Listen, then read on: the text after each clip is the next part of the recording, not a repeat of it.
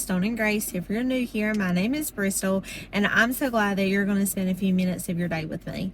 I am trying to edit this video on my lunch break, and I wanted to tell you a little bit about what it was going to be.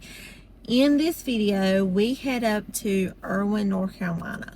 Now, Erwin is about 2.5 hours away from me. It's above Fayetteville, or Fayetteville, however you want to pronounce it.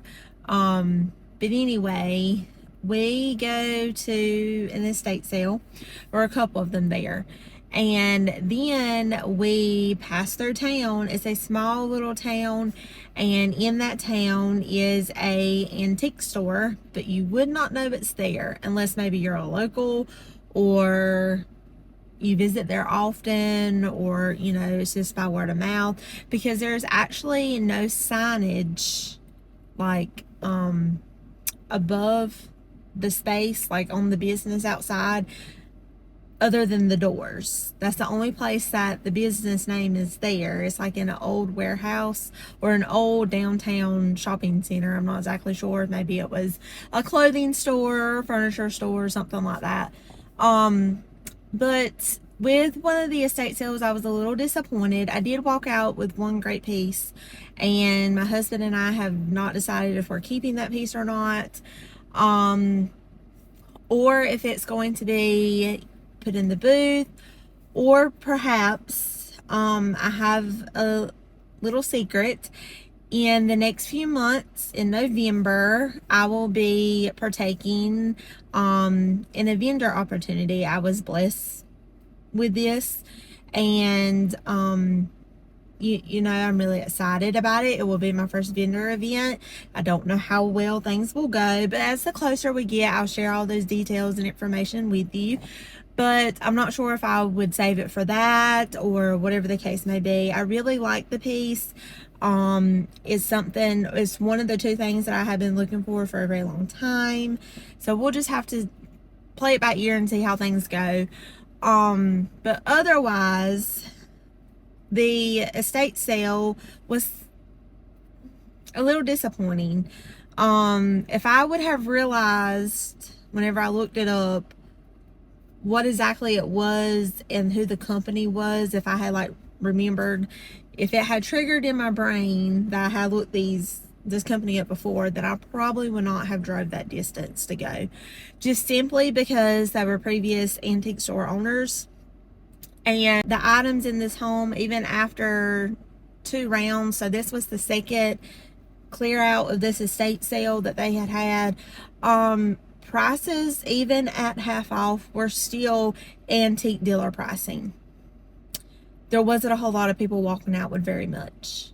I spent $62 there, but half of that was part of the item that I had been looking for. So I'm glad I went. But honestly, if I would have realized who it was, then I wouldn't have went. Just because even though the little gem hole in the wall antique store was wonderful, it was really fun to go into, especially because I happened to be there an hour and 15 minutes before they open. They are open at 1 to 6 on Sunday, and by the time I got done with the estate sale, because the estate sale started at 9 and 11, I had a 2.5 hour drive back home. So I was just debating on whether or not I really wanted to wait in their parking lot and wait for them to open. But the husband's wife that owns the store, she actually happened to walk out of the antique store, and she told me it was a family business, that her husband owned it, but his mom helped run it, and she was there. And but anywho, she actually let me in early. So that was nice. I've never been to an antique store by myself and had the whole store to myself to shop. So it was fun, and there was some really cute booths in there, but unfortunately I just didn't find anything that I couldn't live without. or that I could, find at a great price to be able to bring it back to you all for you to have it at a great price. So, anyway, I'm gonna start rambling on, and I hope that you enjoy the video. As always, grab your coffee, friends, and let's go thrifting. I have actually been looking for an oak table like this that's either had the square top or the round top with the fluted legs that come out as the base. However, majority of the time whenever you find them at an estate sale or thrift store or even in an antique mall, the stability of them is not very well. They have either been stripped as far as anything antique furniture related was put together with like pegs. So majority of the time those are worn, or either it has been repaired and it's been repaired terribly with like modern screws, and it's just not very stable. But I am looking for one for my personal home. My husband wanted one at an estate sale that we seen a very, very long time ago, and at the time we didn't have anywhere to put it, and that is a decision that we have regretted ever since. But you live and you learn, and I'm continuing to search for one, and maybe one day we'll find one that is in really good condition and we can bring it home. Inside this estate sale, this lady was a teacher. So all of these cross-stitch pieces here, they all were related to teaching, and I thought they were so sweet. Some of them were in glass frames, some of them were not, but a lot of them had the teacher's name on it, and just because of it having that name, I figured it was probably best just to leave them behind, because I know it's not always some names are generational, so they come back around. Other names are not. And for privacy, that's one of the things that's very hard for me, to walk into an estate sale and see all these heirloom family portraits and, like the doilies. It's not called doilies. I just can't think of the word of it, but it's got the actual name. What is that called? It's like a dolly, but most of the time it's framed. It's not crocheted. If I think of it, I'll put it here in the on the video, but it has like their family name that's framed, and it's just, I can't think of it. Anyway, moving on. This was the outside building. This was actually the old homestead where this lady grew up, and they built their brick house later on, and they had all these outbuildings that were full of treasures that you could dig through. But I just think that primitive home of the home place was that is so right up my alley. That is me up and down. And I wish that, someone in the family could have restored it. And they might be, but I think the property was being sold because there was a lot of items that were not for sale, that it was going with the property.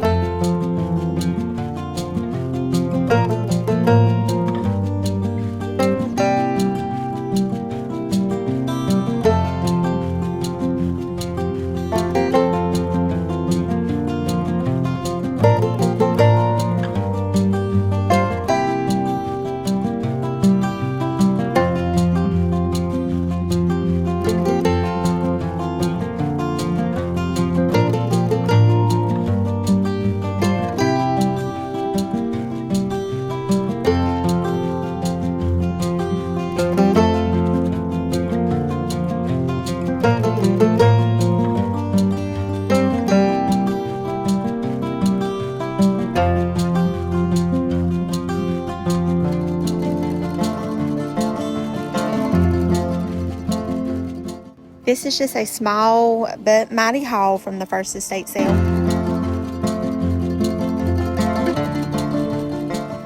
And this is at the second estate sale of the day. This is the one that I told you that the host of the estate sale, or the one that was running the estate sale, they used to be antique dealers. They knew what they had. While this lady had a lot of pretty and beautiful pieces that were primitive and colonial, just gorgeous pieces. Unfortunately, the prices were just way too high and out of my budget, especially given that this was a second go around and it was supposed to be like 50% off during the day. There was just not a lot for me that I could bring home.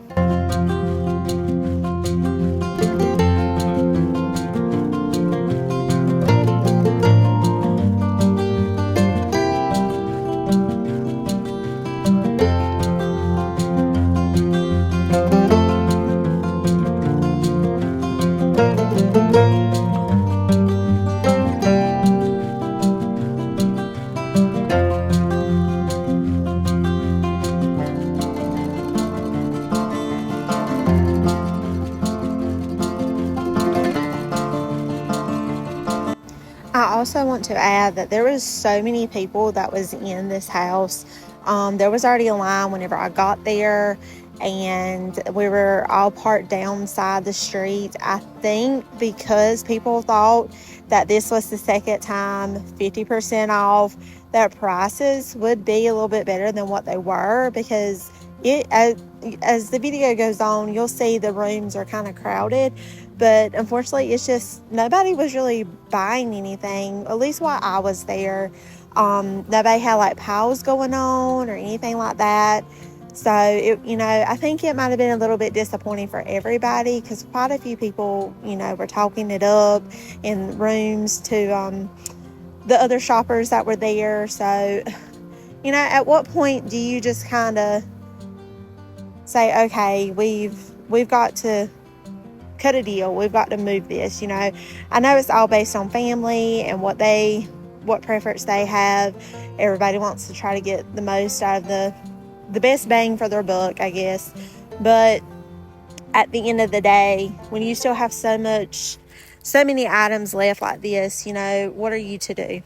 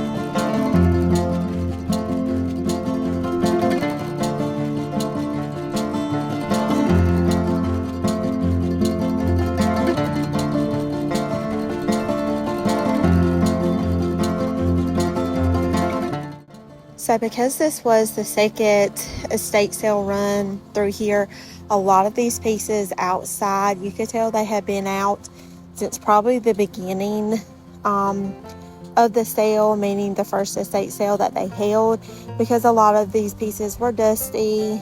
I'm honestly surprised that they weren't damaged by like the weather and the rain more than what they actually were. So now we are at Southern Paradise Antiques and Thrift, and as you can tell from the front of the storefront, you would never know this was an antique and thrift store unless you were actually driving by and knew it was there, seen the sign on the door, or, you know, there's no flashing, hey, there's an antique store here type thing as you're traveling down the road.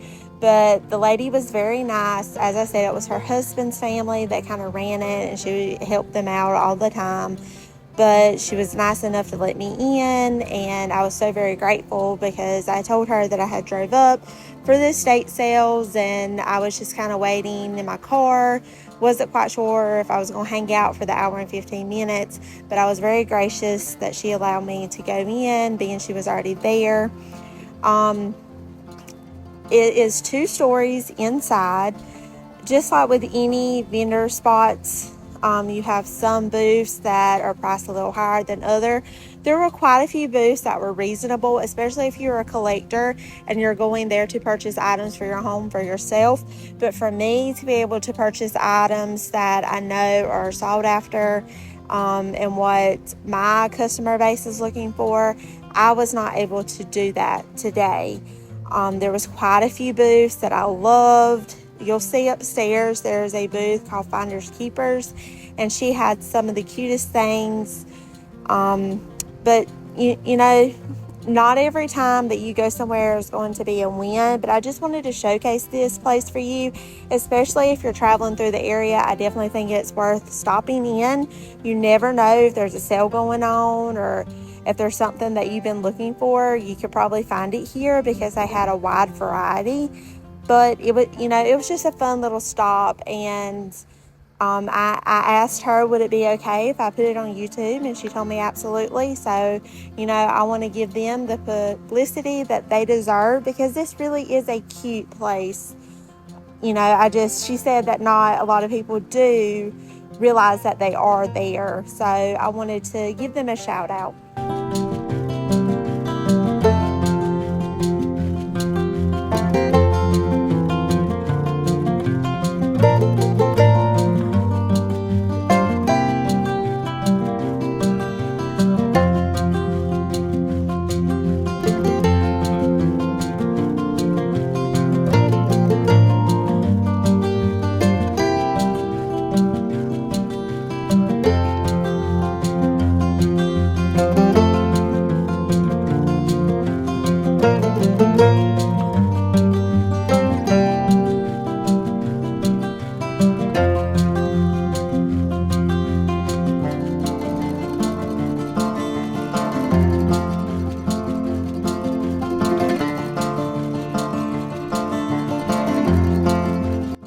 These plates reminded me of my friend Becky over at my little vintage home. However, the small ones, they were asking $5 a piece for them.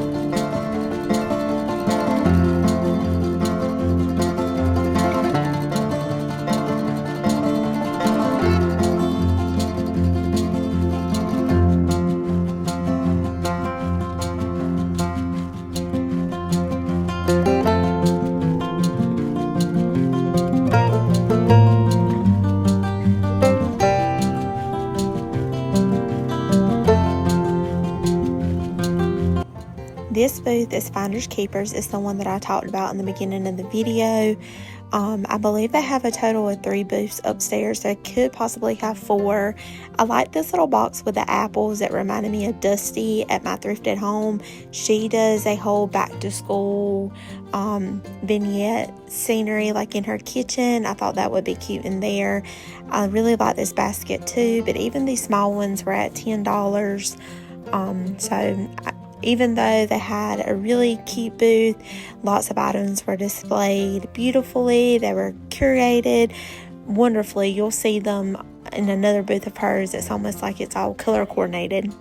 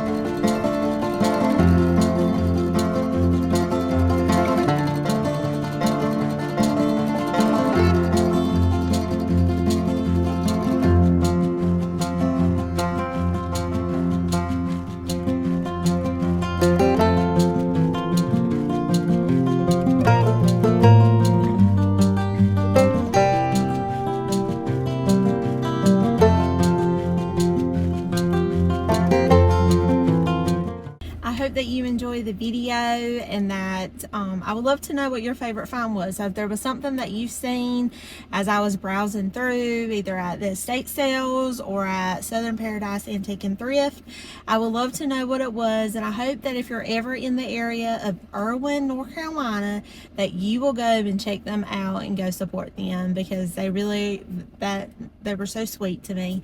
And I had never been in an entire antique store for an hour almost by myself.